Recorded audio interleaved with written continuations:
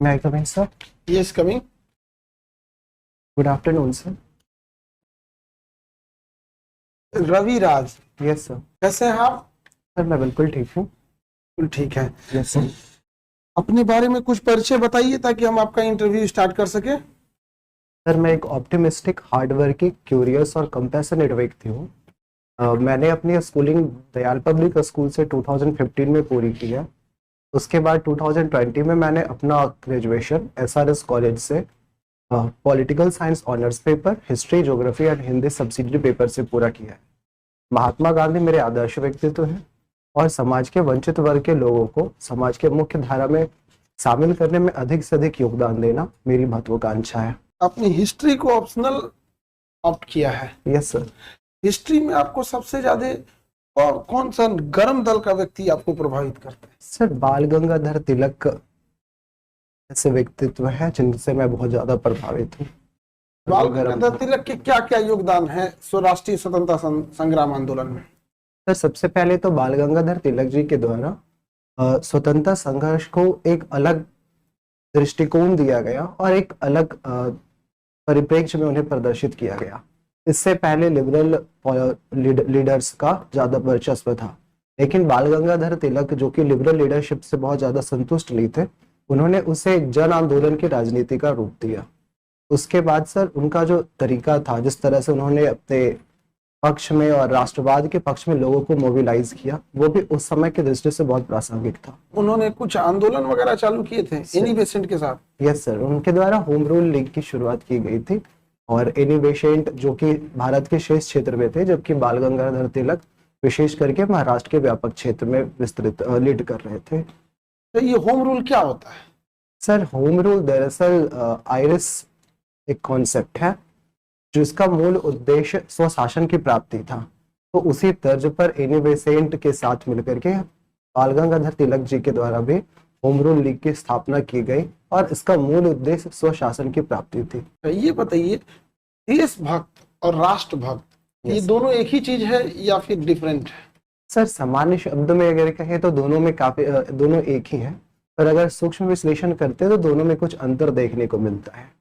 जैसे देशभक्त थोड़ा सा लिबरल टर्म है और इसमें देश का एक व्यापक परिप्रेक्ष्य में देश को देखा जाता है, जबकि राष्ट्रभक्त जो है वो थोड़ा सा उग्र ज्यादा होता है और इसको कहीं ना कहीं संस्कृति से ज्यादा जोड़कर देखा जाता है. ये बताइए, राइट विंग पॉलिटिकल पार्टीज और लेफ्ट विंग में क्या डिफरेंस है? सर राइट विंग और लेफ्ट विंग जो पॉलिटिकल पार्टीज है, इस कॉन्सेप्ट की शुरुआत फ्रांस की क्रांति 1789 के आसपास से हुई.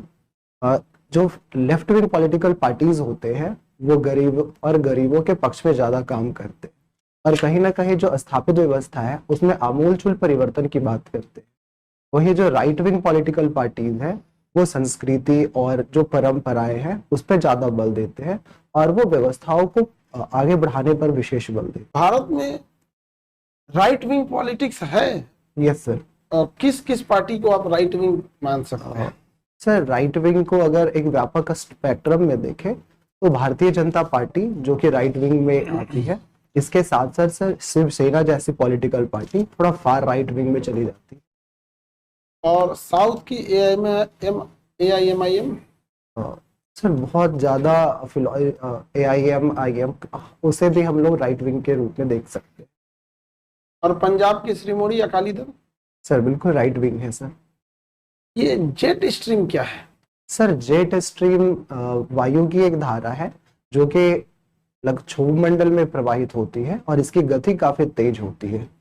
का जो इसकी खोज है वो सेकेंड वर्ल्ड वॉर के दौरान हुई थी और इसका भारत के मानसून समेत उष्णकटिबंधीय चक्रवात, शीतोष्णकटिबंधीय चक्रवात सब पर व्यापक प्रभाव देखने को मिलता है. ये बताइए, टीचर्स की समुचित व्यवस्था करने की कोशिश करूंगा, उनमें डिसिप्लिन हो और बच्चों में भी डिसिप्लिन हो. कैसा फील कर रहे हैं आप? बहुत कंफर्टेबल सर. आप अपने आप को कितना असेसमेंट करते हैं? 10 आउट में आप कितना मार्क्स देते हैं अपने आप को आउट ऑफ 10? सर 7-8. 7-8 या 7. क्या अंडर एस्टिमेट नहीं कर रहे हैं अपने आप को? सर बहुत आइडिया नहीं है. ओवरऑल मुझे लग रहा है कि मैं ठीक था, कुछ क्वेश्चंस का मैं आंसर नहीं दे पाया, पर overall it was okay. But natural. Yes. आपके ये आई साइट में प्रॉब्लम कब से है? सर डॉक्टर से अकॉर्डिंग ये बाई बर्थ है, पर हम लोग जैसे जैसे मैं बड़ा होता गया वैसे वैसे समस्या इमर्ज करती गई और क्लास 4th 5th के बाद ये गंभीर हो गई। अभी आपको कंप्लीट नहीं दिखता है।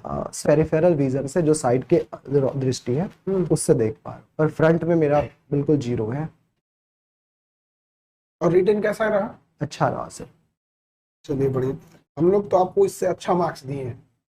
Thank you sir. और श्योर आपका सिलेक्शन होगा इस बार, इसके लिए आप निश्चिंत रहिए 200%। Thank you sir. ठीक है, और चीजें सही हैं, आपको सारी चीजें सही है। करंट वगैरह को थोड़ा सा, वो तो रेगुलर की चीज है, न्यूज़पेपर वगैरह देखना है आप। Yes sir.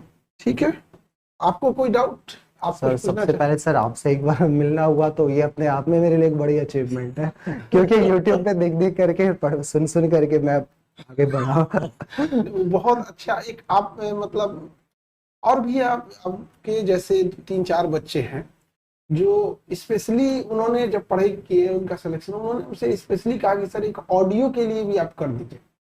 थोड़ा व्यस्त शेड्यूल में हमें टाइम निकालना मुश्किल हो पाता है, लेकिन आप लोग की मेहनत जब देखते हैं ना तो मन करता है कि ऑडियो के लिए भी एक स्टार्ट कर दे जो आप लोग के लिए अच्छा हो। अच्छा रहेगा सर, बिकॉज बहुत सारे बच्चे हैं जो सिर्फ इन कारणों से अपने पढ़ाई को या अपने जो भी उनके एम्बिशंस है उसे पूरा नहीं कर पाते।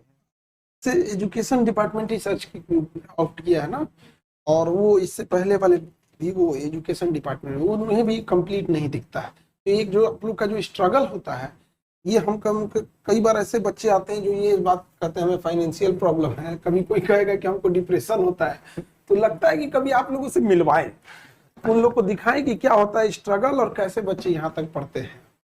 ठीक है, यस रविराज, यस सर। आपने हॉबी में लिखा है शेर सुनना। Yes sir. तो शेर सुनना और शेर सुनाना, सर यस सर। तो सुनाइए क्या पंक्ति कुछ, तो फिर आपको भी सुनाएंगे हम लोग। हाँ सर। सर मुझे एक शेर बहुत पसंद है जो कि थोड़ा फिलोसफिकल है। वह फितूर होता है हर उम्र में जुदा, खिलौने माशूका रुतबा और खुदा। तो ये शेर मुझे इसलिए पसंद है क्योंकि ये कहीं ना कहीं जीवन के क्रमिक विकास को इंगित करता है। उत्साहवर्धक कोई पंक्तियां? सर उत्साहवर्धक अगर पंक्ति की बात करूं तो मैं जो खुद फॉलो करता हूँ वो साहिर लुधियानवी जी का एक शेर है कि तारुफ रोग बन जाए तो उसको फूलना अच्छा, ताल्लुक बोझ बन जाए तो उसको तोड़ना बेहतर, वो अफसाना जिसे अंजाम तक लाना न हो मुमकिन, उसे एक खूबसूरत मोड़ देकर छोड़ना अच्छा। छोड़ देना अच्छा। वाह क्या बात है। तो इसी क्रम में एक और शेर बड़ा है, बहुत सामयिक है कि बहुत संघर्ष है जीवन में अब जैसे लोगों को, लेकिन एक उम्मीद की जो किरण है ना, बहुत बड़ी चिंगारी है और वही पहुंचाएगा बिल्कुल आपको अपने लक्ष्य की ओर। तो उसमें शायर कहता है कि आसमानों से बरसता है अंधेरा कैसा, आसमानों से बरसता है अंधेरा कैसा, चुनौतियां जो है कैसा बरसा, उस निराश नहीं होना है। आसमानों से बरसता है अंधेरा कैसा, अपनी पलकों पे लिए जश्न चिरागा चलिए। तो हिम्मत देता है कि नहीं, घबराना नहीं है, पलकों पे चिराग को लगा देना है और आगे की रोशनी मिलेगी। एकदम टेंशन नहीं लेना, इनका सिलेक्शन हमारे ओर से एकदम शुभकामना आशीर्वाद, एकदम ये सिलेक्शन लेके आएंगे और समाज के लिए एक बहुत बड़ा एक प्रेरणा का स्रोत है। और कहीं ना कहीं एक बच्चों की सफलता में उनकी जो सबसे पहली शिक्षिका होती है माँ, उनका बड़ा योगदान होता है। और हम लोग की ओर से तो एकदम इन्हें हम फुल में फुल मार्क्स दिया गया। हम लोग ये नहीं सोच पा रहे हैं कहाँ नंबर काटे, आप ही बताइए कहाँ काट लिया आपका नंबर। बहुत अच्छा है, बहुत मेहनत की है यहाँ पे।